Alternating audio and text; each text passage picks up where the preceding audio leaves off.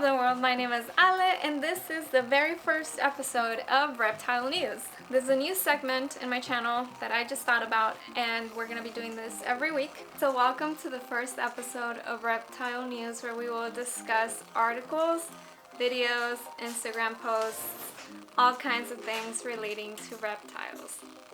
I think it was just 1 week ago.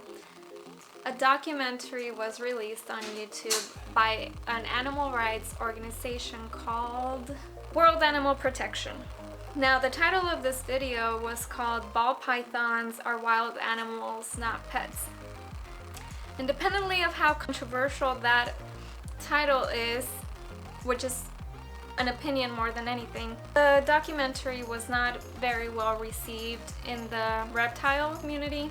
A lot of ball python owners were pretty mad about it. I know I was. This is our ball python enclosure.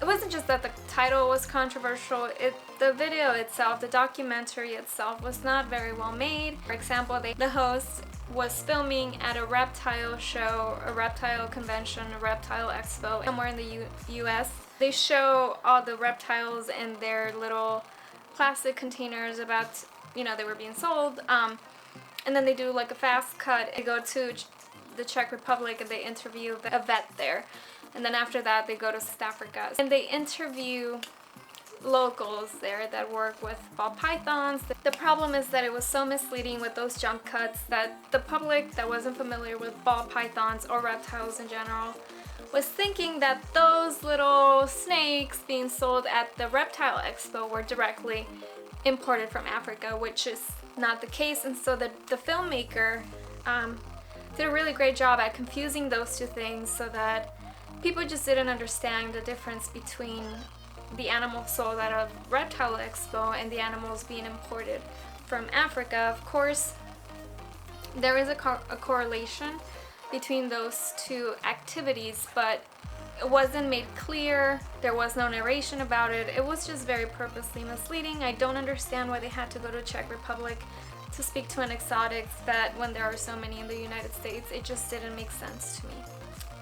They also interviewed ball python breeders and blurred their faces out as if there was any purpose to that, really. The ball python breeders weren't really saying anything incriminating. This documentary came out in the middle of the Tiger King craze where everybody was talking about animal rights, not just big cats. It also sparked up discussion about other exotic animals and whether they should be kept or not. I just think it's funny how they were able to kind of steal some of that momentum or use some of that momentum to their advantage. Anyway, a couple of days after that documentary was released, National Geographic actually did write more of a scientific take on it, where they really did differentiate between the breeders in the United States and the importers of snakes, and how breeders do need wild animals taken from the wild to kind of diversify their gene pool. So that is a practice that is happening, but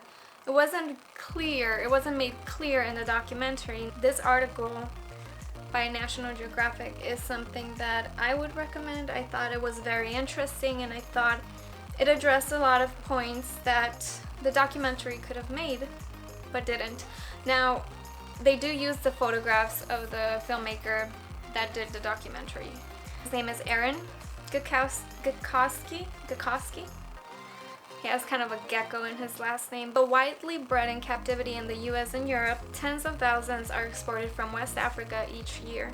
With little understanding of what that means for their conservation or well-being, basically the article is concerned about how West Africa doesn't classify the ball python as a species in danger. They think they have so many that they don't really place restrictions on how many are exported each year.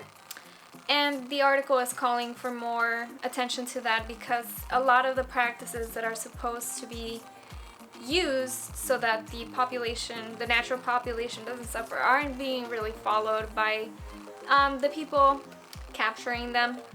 For example, they're supposed to return them to the place where they found them. They're supposed to let the males go. They're only supposed to get females, get their eggs, and then put the female back in the wild, something like that. But they're not being followed, and so People or scientists are worried that this is gonna be really detrimental to the wild population of ball pythons. The corona pandemic that we are currently seeing, there's also just a lot of fear-mongering happening. Recently, I opened my Google, and what do I see? I see an article talking about how geckos, crested geckos, died during COVID-19 because of the social restrictions. So I'm gonna read a little bit of that.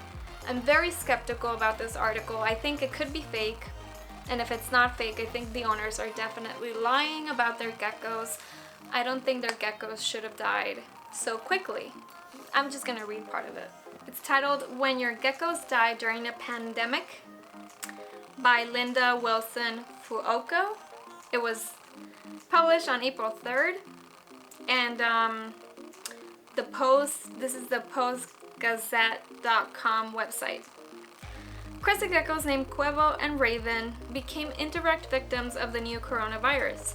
They died after their owners, following strict social distancing practices, were unable to obtain the food that the little reptiles regularly ate. In mid-March, the family needed more food but were concerned about visiting the pet store during the COVID-19 warnings. They made arrangements to have the pet food delivered to their home, but the store was out of their usual food and would not deliver live crickets, so they ordered another brand. 4 days later, they noticed that the reptiles looked sick. They spoke to a vet. The vet told them that what they were feeding them, that replacement brand, was junk food. Over the weekend, the geckos did not improve, and one of the geckos died. The other one was taken to the vet. He was in a critical condition, and the family decided not to go through with treatment and to euthanize them. Now, in the United States, I think we've only been in a lockdown or quarantine for maybe a month at most. So for an animal to get sick and die that quickly, I don't know, I think something else was happening. We have Ribbon right here. Our first crested gecko went almost a whole month without eating during the winter when he was a baby, and I was really concerned, but he seemed totally fine. He just wasn't hungry, he wasn't eating.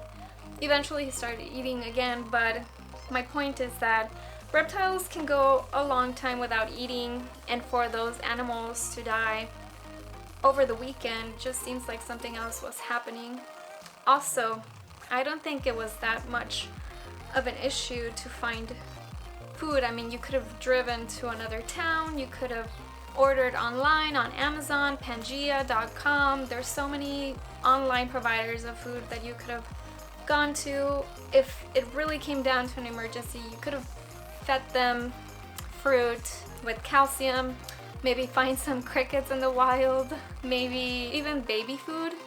They just didn't seem like they were really trying to keep their geckos alive. And like I said, I don't know how they died so quickly. I think reptiles don't die that quickly if you don't feed them, I mean. Anyway, I do want to talk about happy news. Every week we're going to be discussing exciting things pertaining to the reptile community. This week I just had so much to catch up on that I had to bring these negative news to your table. I'm sorry. I have a friend in Australia on Instagram. I don't actually know him, but we met online, kind of online campaigning for Andrew Yang, and he lives in Australia, but he's American. So he was telling me that he keeps day geckos in his home. They just kind of roam around his house, and he lets them live with him because they eat the spiders. So he says he would rather have a bunch of geckos all over his walls than a bunch of spiders, and it's true, he actually sent me a video, and these are not his pets, they're just random wild geckos just all over the walls. It's pretty cool. He also sent me a really interesting article, and I think this is also in Australia. Scientists in Australia are working on this, but this is an article published on theconversation.com, and the title is "This Lizard Lays Eggs and Gives Live Birth. We think it's undergoing a major evolutionary transition." It's super interesting if you want to read it. This species of lizard lays eggs, but also there was actually one lizard mom that laid eggs, and then the last baby was live birth. So she did both in one single pregnancy. She both laid an egg or several eggs and also gave live birth. That is insane. That's wild. This is crazy. So they think that it has something to do with evolution. Now, last but not least, I do follow a lot of reptile pages on Instagram and also reptile channels on YouTube. So this week I saw this gorgeous, almost like aquamarine colored tree boa. So this page is called CHONDRO.PLANET on Instagram. I don't know if I'm saying that right. Chondro? Yeah. A New England reptile also posted videos of their emerald tree boas, and theirs seemed super tame. Yeah, they're just handling her, and it's really amazing. And not too long ago, Clint from CLINT'S Reptiles visited Nerd, New England reptile, and he posted some amazing, beautiful, gorgeous pictures of Lilith, the leucistic king cobra. She is just so beautiful. I think that is a goddess in the body of a snake. So there you go. Thank you for joining us for the first episode of Reptile News. I'm hoping these videos will be a combination of educational and entertainment. And I really want these to be for people that have been keeping reptiles maybe their whole lives, but also for people who don't know that much about them and maybe they want to learn a fact or two. So join me every week, and I will see you next time. Let me know in the comments which story was most interesting to you. What are some reptile pages that you follow on Instagram, on YouTube, and also what is a reptile that you've always wanted to own but you don't currently have in your collection.